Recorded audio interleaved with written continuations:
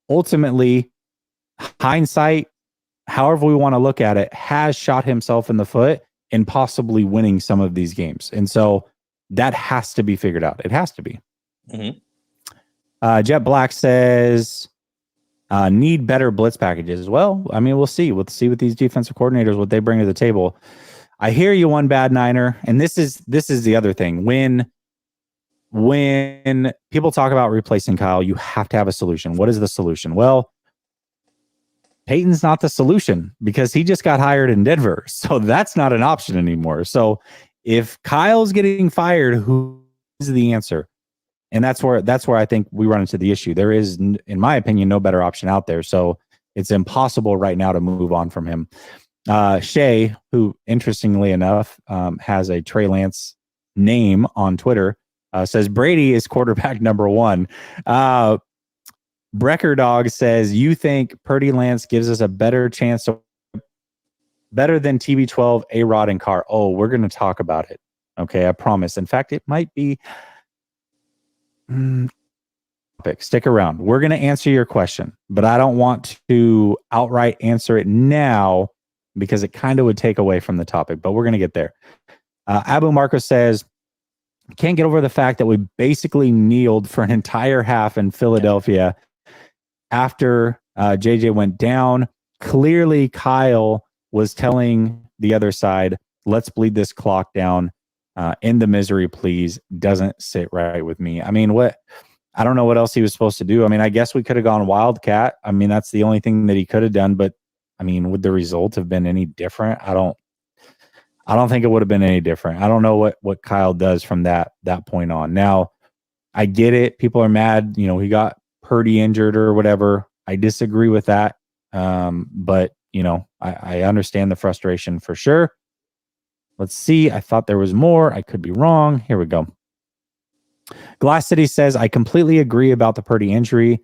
You're a breath of fresh air, Jesse. Thank you for having an opinion based on data and actual football knowledge. You have my respect. I appreciate you too. And like I said, I think both things can be true. I think blocking an elite pass rusher early in the game with a tight end, probably not the smartest decision, but let's look at the results, not the injury, but the result. 3.47 seconds he had to throw, which means regardless of how we want to spin it, it actually worked. It actually worked. That's a light year. I mean, that's so much time in the NFL. That's so much time. Quarterbacks usually, I mean, I think Purdy's average was like 2.8 seconds. So to have almost a full second extra to throw the ball, he had the time. It was unfortunate. It sucks. Now, again, I also think on the flip side, if I was Kyle, I don't completely remove that play from the playbook against Philly, but I mix it in a little bit later. I would have preferred that maybe they run at those defensive ends or linebackers a little bit more, maybe run some screens and make them think about not rushing and pinning their ears back the way that they were early in that game before I start implementing those long developing plays with tight ends blocking these elite pass rushers. But at the end of the day, I mean, I know the result was an injury, but Purdy had tons of time to throw that ball, and he unfortunately didn't get it off. So let's see, got that one. David Sir says, God bless Lance and Purdy with tremendous maturity and abilities. Completely agree with that. They'll both be back stronger. We'll be hoisting a Lombardi soon. Excited for the offseason. God bless both of you. Hey, God bless you as well, David. And I agree. I think either way, we've got two really good options, and we'll see. Whoever wins the job, totally okay with. I think, you know, the other one being a backup, it's a good place to be, and we'll see how it plays out. Jet Black says, game changing if we challenge that incomplete. Yeah, I mean, technically Purdy doesn't get injured, probably. I got you, but, you know, it is what it is. Shay says, Suneil's cooking you, brah. He's spitting today. I hate you, Shay. Philly Unite, Bird Gang Take Flight says, shout out DJ Eastwood for predicting the blowout. Yeah, he was on the show Behind Enemy Lines, predicted it. I mean, again, to be fair, listen, shout out to y'all. I talked about that in the beginning. I'm not going to go back and talk about it, but shout out to y'all. I'll just say that. Okay, let's talk about Brandon Aiyuk for just a second. Then we're going to get into Trent Williams and the future of these quarterbacks, because I think that's where the crux of the show needs to be. But Brandon Aiyuk today liked an Instagram post of him in a Giants uniform. Do you take anything away from that? Nah, he came out and cleared it up already. Okay. How did he clear it up? What did he say? He put out another Instagram post basically saying they basically hated on us all throughout the game or whatever, and just be like something along the lines of he was just trolling them because it's Niners forever. Like they were, because obviously the Thibodeau stuff and all that kind of stuff. That was so funny. So he was just like they sat there and they basically hated on us all throughout the game, and now all of a sudden they want me on their team. Like that was kind of what he was liking. It was more of a troll job, and he said Niners forever. Like there was nothing. Also, to be fair, the edit was kind of sick. Yeah. If it's a dope picture of you, regardless of the uniform, it was kind of a dope edit. So like, I get it. I was, and you're right. It did come out. He did clear it up. So shout out to Brandon Aiyuk for doing so. I was going to talk about it and just talked about, I don't think it's that big of a deal. He's under contract for 2 more years. I'm just not going to read a lot into it, but I am glad he eases our mind by clearing it up for sure. And I'm glad that he did that. So yes, those of you that I know that I posted a short earlier today, scrolling through, I said, I don't know what it means. You guys decide on that one. I'm glad that he cleared it up, because not the best way to start the offseason is having your future number 1 wide receiver liking posts of being on other teams, but it was all in good fun. I get it. All right, let's talk about Trent Williams, though, because this one does have a little bit of legs, and I think this one blindsided fans a little bit. So he was asked about retirement and the possibility, and he did not say that he's not going to retire. That's for sure. He did talk about how these seasons are grueling, especially making it this far into the playoffs. He talked about how he is getting older and he's starting to get to that age where he's taking it one day at a time. How worried are you about Trent Williams retiring this offseason? I would put it on a scale of 1 to 10. I would put it at like a 3, 4. I mean, You're asking the question after one of the craziest seasons, craziest ways to lose. But I will say this, obviously I also didn't think Alex Mack was going to retire, but he ended up retiring. Obviously Alex Mack was a lot older than Trent Williams, and I think was more on the downswing. Trent Williams is still the best left tackle in the game, so he still, I think, has a lot left in the tank. I will say this though, Jesse, there has been a trend with Trent. I do think that he enjoys veteran quarterbacks more than younger quarterbacks. And I think he's looking to just win.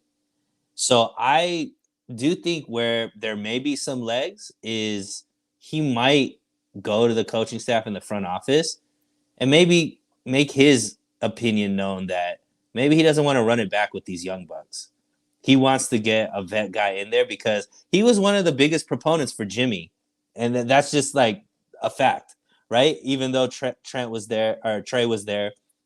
So I do think that I'm coming around to think that he does want more veteran quarterback there, because I think he thinks that's the difference between this team winning a Super Bowl and, not. That's fair. I mean, I think that's fair. And that's, before he signed his contract, he and Sherman talked about that. Talked about, how that would play into their decisions of looking at teams with veteran quarterbacks and are ready to win now. But he also said in that interview that he is also willing to play with young or rookie quarterbacks if he thinks that they're generational talents. In that particular interview, he talked about how the Jaguars, this was before the draft, so he talked about how the Jaguars were going to take Trevor Lawrence and how he wouldn't mind playing with a talent like that, even if he's young, because he does believe in him. And then in an interview after drafting Trey and going through training camp, he talked about how he thought he was a generational talent. So, I don't know. I don't know if that's playing into it. I think it could be for sure. And I think it's an astute observation by you. Definitely could play into things for sure. I mean, I think also, again, he's about to be 35. You just had 2 long seasons. He's not used to going this deep in the playoffs and having his heart broken in back-to-back years. I know that's got to be up there. Also, he's putting more wear and tear on his body than he's used to putting on. Season got longer, 17 games, not 16 anymore. Yeah, right. But I'll also say this. The bulk of his money is coming up over the next 3 years. Like he goes from making like 10 million this year to doubling that next year. So I find it hard to believe that he's going to retire and walk away from all that money that's sitting in front of him. I think it's funny because when the article came out, it was very alarming. But when you actually listen to Trent talk, I felt better about the situation. So it was more, I think, emotion of the season. Yeah.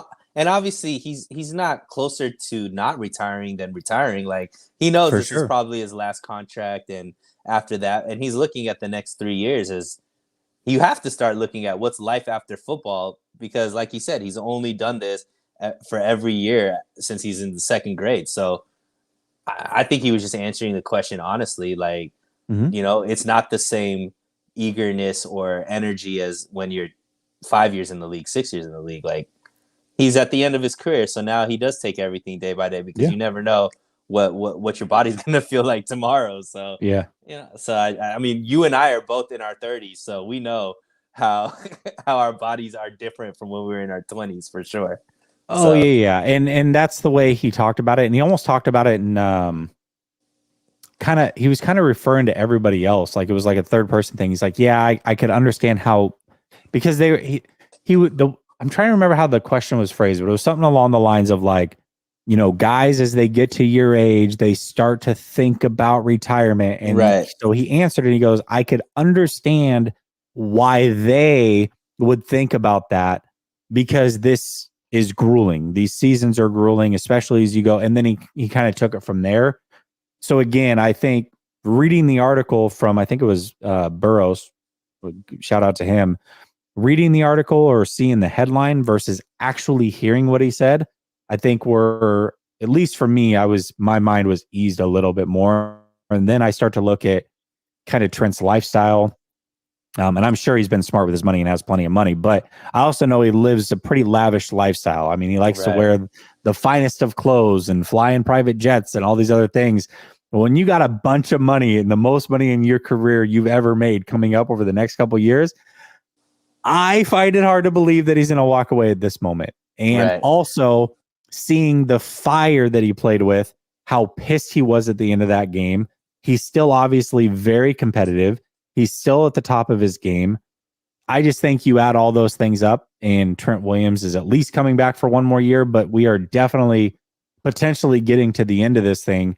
And it might be closer than what we originally thought. And this window, at least with Trent Williams, might be closing. And so I think that's something to consider as well. Definitely need to look for the replacement. For sure. Yeah. And I think you probably want to start sooner than later. So, yes, 100%. Cryptic says, I love Trent. Him and Debo really set the tone for our team, but contracts keep coming up. So who knows how long he has left. Looking at you, Bosa.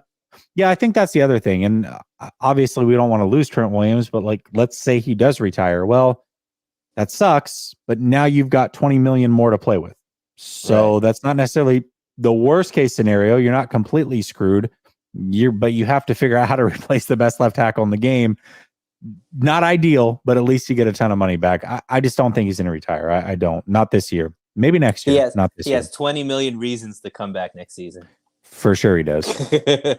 Coach G says play calling Kyle costs head coach Kyle in big moments. He's one of the best play callers in the game. I'll say that. I think head coach Kyle costs offensive mind Kyle big moments. I think if you flip flop that, I'll agree with it because I think there's some weird decision making he definitely has.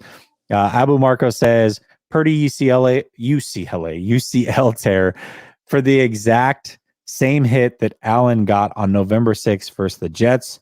Allen didn't miss a minute. Purdy is tough, but he isn't a tank. Durability. Okay, let me look at this because I hope you're not saying, and Abu Marco, I don't think you're saying that Purdy should have played through it. I think what you're saying is his UCL snapped and Josh Allen's didn't. And so maybe physically he's not as built for the game. I guess. I think it was just a freak injury. I think it's an injury that sucks. I am glad that I don't think I'm that's not glad that he's injured, man. but I'm glad that people aren't questioning the toughness today because it was a significant injury. He at least went out there, was handing the ball off, which he certainly didn't have to do.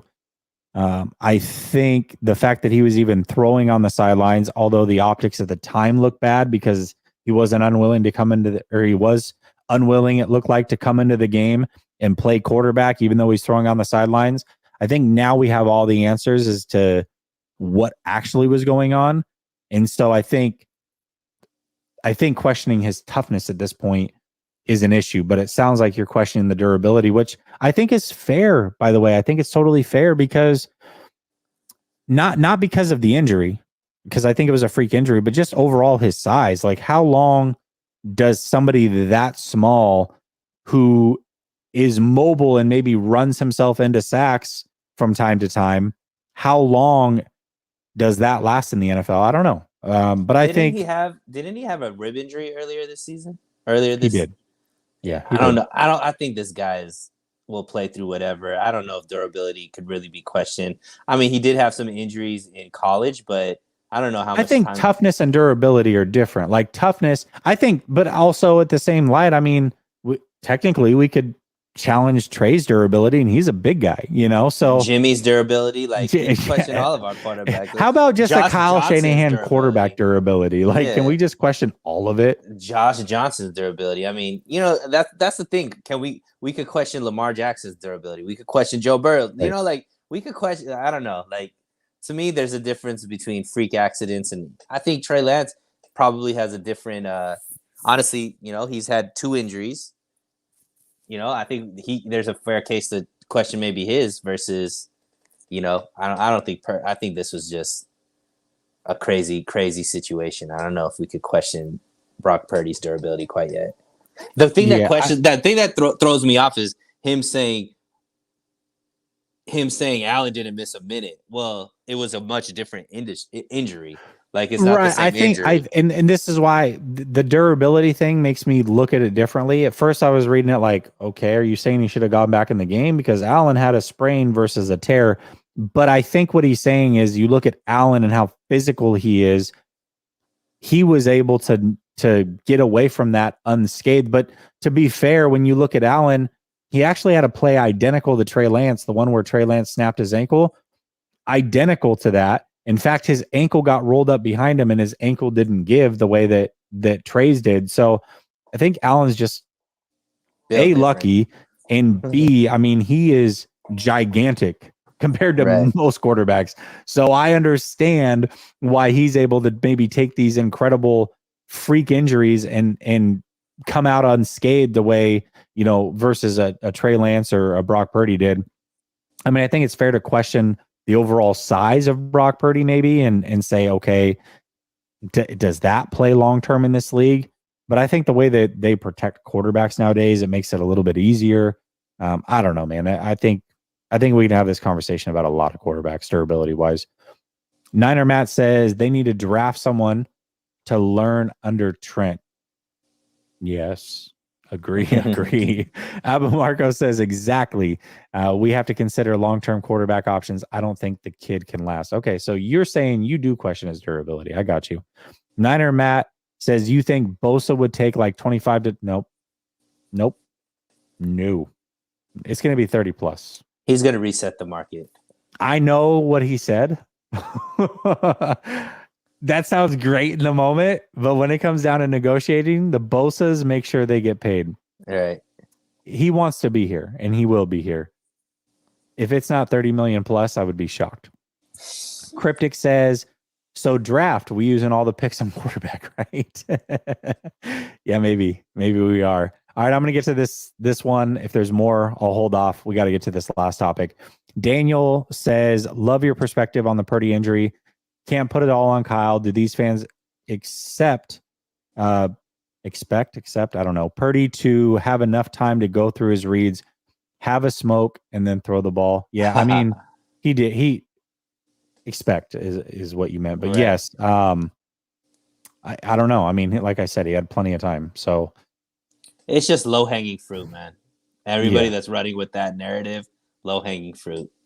Well, and I get it. Like, you're upset. I mean, you have to find somebody to be mad at, whether it's a content creator or Kyle or whatever. I get it. I just don't put the injury fully on him. I do think it's, again, if I'm running the game plan, I keep it in the playbook, but I do it a little bit later after I kind of butter him up a little bit with some screens and running the ball at him and wearing him down. And then I start using those long developing plays. I don't know if I do it right away the way that he did, but in that instance, having 3.47 seconds to throw the ball, I don't know how much more time you want. So, all right, let's talk about the future of the quarterback position. One guy that I've seen come up a lot in the chat is Tom Brady. So let's just go player by player. Let's start with Tom Brady. Yes or no? Are you saying yes to Tom Brady or no to Tom Brady? Depends on the money. Okay. So Tom Brady, you don't have to give up any draft assets. Yep. And he's, out of all those quarterbacks that are listed, most likely to take less money to try to win.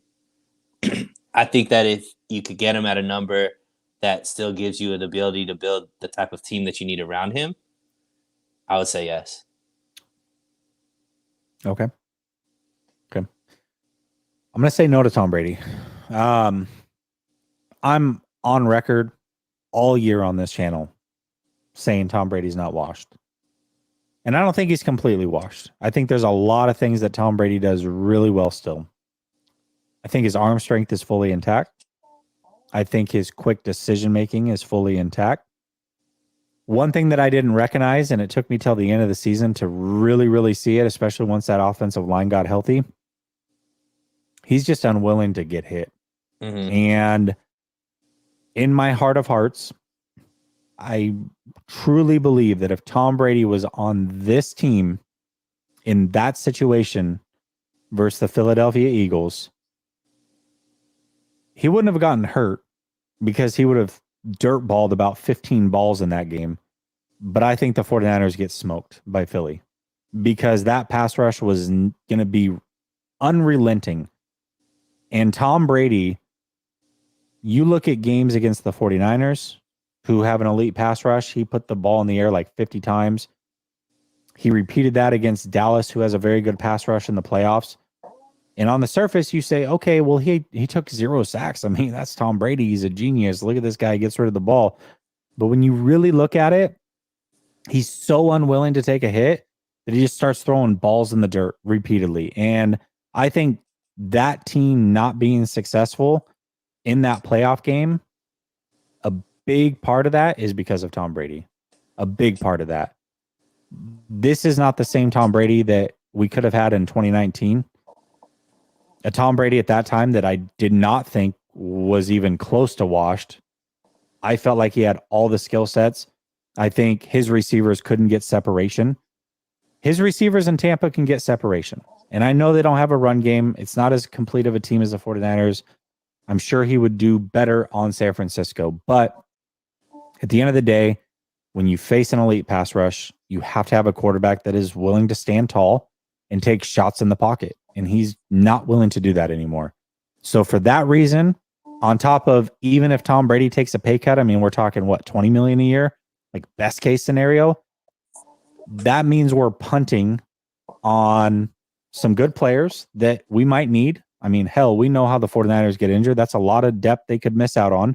What's if he takes 15? Still, that's 15 is still a lot of money, man. That's 2 or 3 really good depth players you're missing out on. That could be the difference in, say, bringing back Gibson and Minahu. So to me, when you talk about not having the Tom Brady, you talk about having to spend more money in the quarterback room than probably you should, and you are now pushing back once again the growth of Trey Lance and now the growth of Brock Purdy. I'm not willing to do it. So no, I'm saying no to Tom Brady. That's my personal thought. Now, if the 49ers were in a situation like the Raiders, it makes a lot of sense. Hey, you have a veteran quarterback who's getting paid a lot of money. You get rid of him. You take that same money, you allocate it to Tom Brady, and you take your chances. I get them doing it because they're going from veteran quarterback who's not going to win you a Super Bowl and is expensive to, hey, at least it's a guy who we know has won Super Bowls. Yeah, we're going to allocate the same amount of money, but let's at least change up the veteran quarterback and see if we can get it done. Sure. But in the 49ers scenario, where you might have the guy on the roster in either Trey Lance or Brock Purdy to push that development back for what reason? I'm not willing to do it because I don't think it results in a Super Bowl. If I knew it resulted in a Super Bowl, I would say, hell yes, I don't care, get 6. I don't think 46-year-old Tom Brady, the player that I watched this year, if he even regresses 1 more percent, there is no way in hell I think that Tom Brady wins a Super Bowl with this team. That's my honest thought on Tom Brady right now. So I think we should go through this in a different, because the other option is Trey, right? So who gives you a better chance to win a Super Bowl, Tom Brady or Trey? You think Trey? Because not necessarily because of the play, but also you get more depth pieces, all that kind of stuff based off of the money. I don't think week 1 Trey holds a candle to even 46-year-old Tom Brady. I think there's a chance that week 18 Trey is a better option than at that point 46-year-old Tom Brady. I do. I think there's a possibility of that. I do. Okay.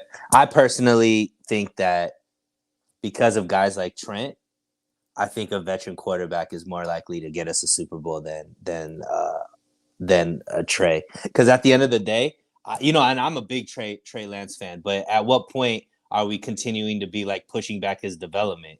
Like, when is he going to get a chance to develop? Like, it's not because the 49ers aren't giving him a chance anymore. It's like, at what point are you like, hey, maybe this guy is going to pan out and waste teams till that point happens, kind of thing. So that's kind of where I'm at right now. I think this team is going to be ready to win a Super Bowl next year. Trey has to be ready to take that team to a Super Bowl. So my option is he better than is there a quarterback that is ready to take this team to a Super Bowl? I don't know if Trey's that yet. He could be, but I don't know. Okay, let's both agree that he's not the guy. Okay. So I think that's fair. Let's agree that he's not the guy to win a Super Bowl next year. Let's also agree Purdy's not the guy, because again, I said either Trey or potentially. Right. Let's agree they're both not the guy. Here's my concern. I don't think Tom Brady's the guy either. I don't think Tom Brady on this team right now wins a Super Bowl. So let's assume that they go the Tom Brady route. They don't win a Super Bowl. You still don't know who Trey Lance is. You now are going into the next offseason having to pick up his 5th-year option, but you have no idea who the hell he is. Mm-hmm. Because this basically what happened in Green Bay.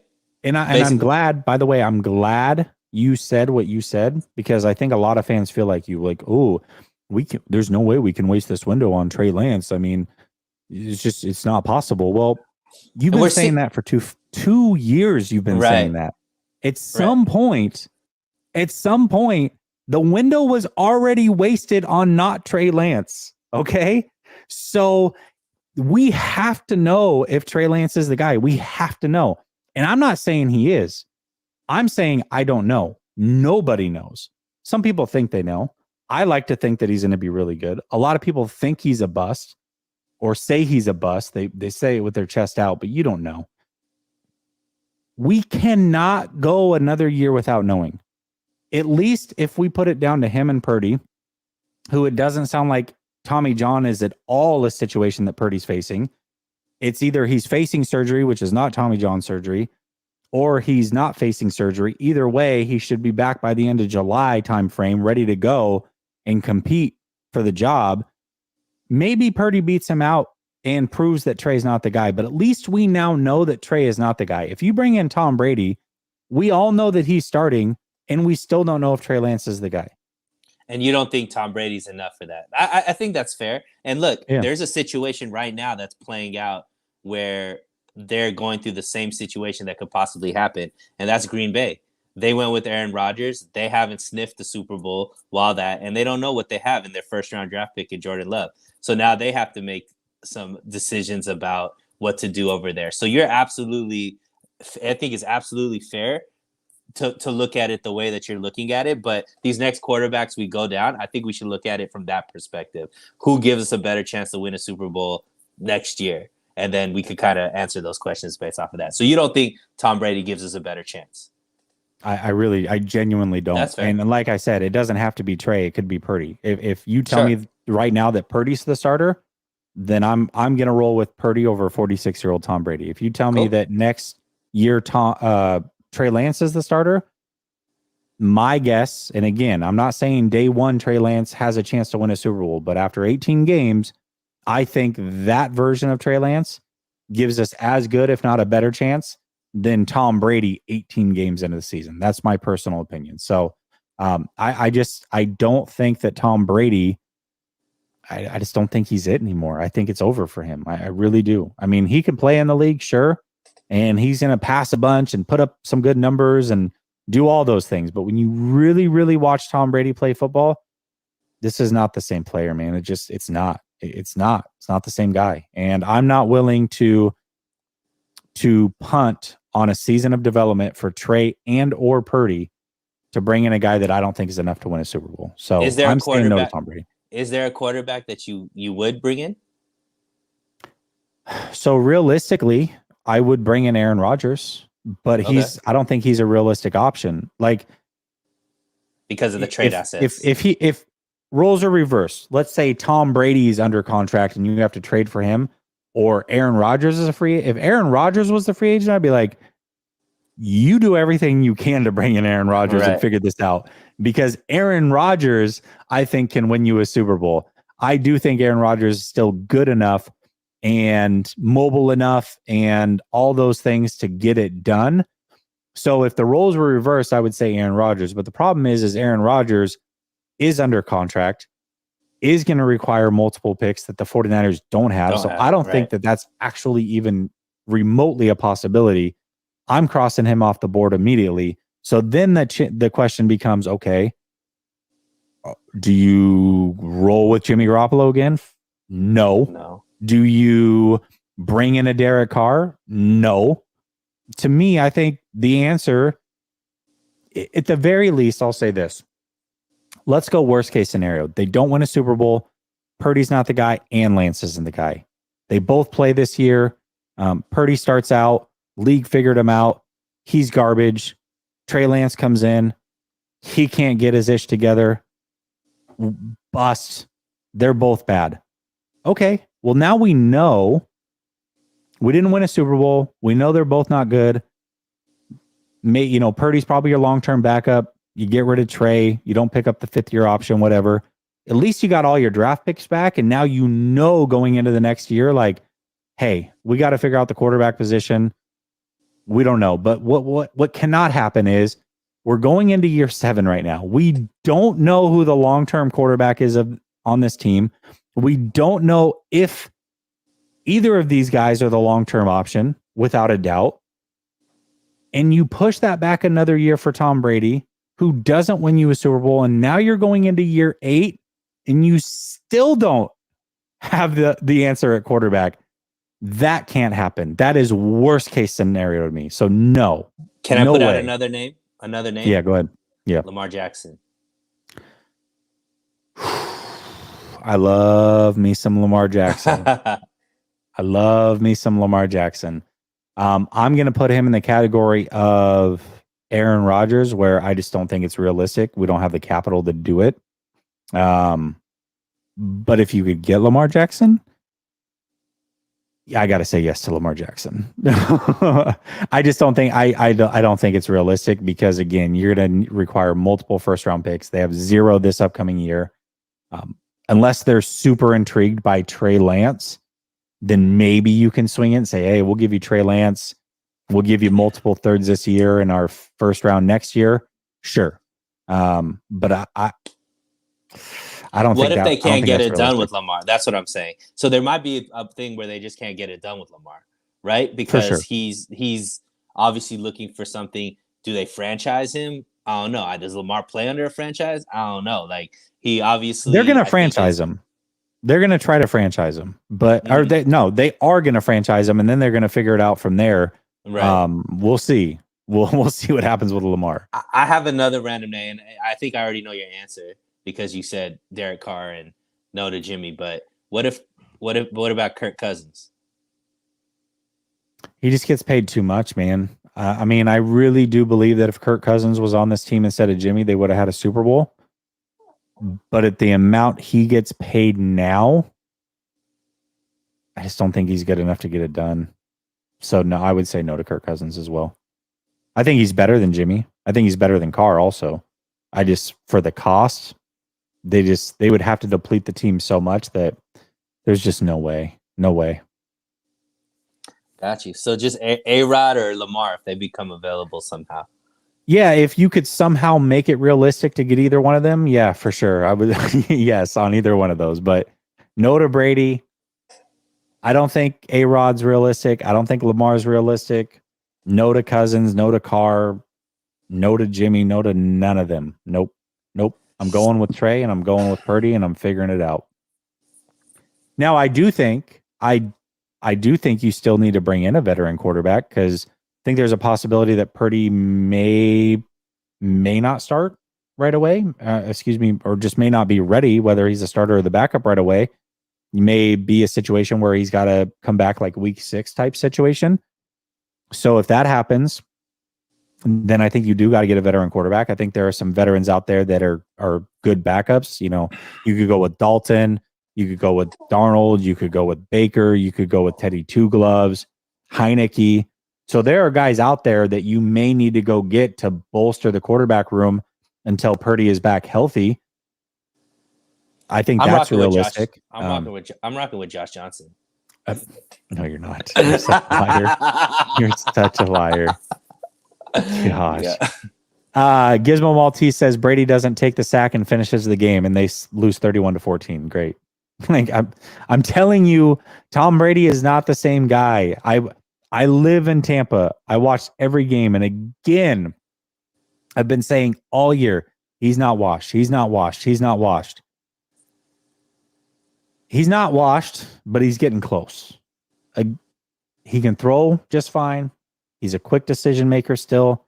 But if you are a quarterback and you are unwilling to take hits, especially when you need to step into these throws and make big plays in the playoffs and possibly win in shootouts, it's just not enough to get it done. It's not. This is not the same Tom Brady at all.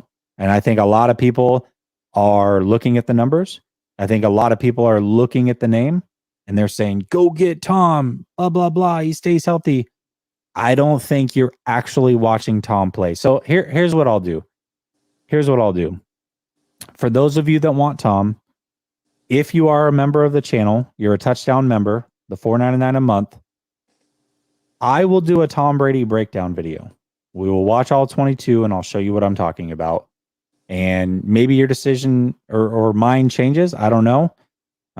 Whatever. But for those of you that are members, we'll do a Tom Brady breakdown video and I will show you exactly what I'm talking about. And at least you'll know where I'm coming from. Cryptic says Baker Mayfield. Yeah, I think is a backup potentially. Like I said, I think that's totally fair. Tyler Huntley, I know a lot of you are saying him. I wouldn't mind having him as a backup option. He is a restricted free agent though, so I think chances are he ends up back. Yeah, well, I think he's Pro Bowl. Yeah, Pro. Oh God, dude, what the hell's going on with the Pro Bowl, man? That's terrible. Joey says, is Jacoby staying with the Browns? I think he's a free agent as well. So there are some good veteran options that can Vinny Testaverde. There are some good veteran options. No, in fact, here, remember when I said that if I'm the Raiders, I would take a chance on Brady? If we didn't have Purdy or Lance and we were still rocking with Jimmy and not winning Super Bowls, I'd say yes to Brady. Steve Wilkes or Vic Fangio, I'm good with either. Rewind the show, brother. I go really in depth on Steve Wilkes. We obviously know about Fangio. I think they're both really, really good options. All right, y'all, listen, we just went for an hour and a half. I appreciate each and every one of you. Make sure that you subscribe to Suneil's channel. Link is in the description. Yeah, I'll do a breakdown of the Purdy injury as well. I'll throw it in with the Tom Brady one, just so that you can see it and see that, you know, he could have stepped up in the pocket. He had plenty of time. I'll show that to you as well, and we'll go from there. But I appreciate y'all. Stay blessed, and I'll be back Thursday with the call-in show. So if you want to talk, you got anything to get off your chest, anything you want to say, call in Thursday. That'll be your time. Peace.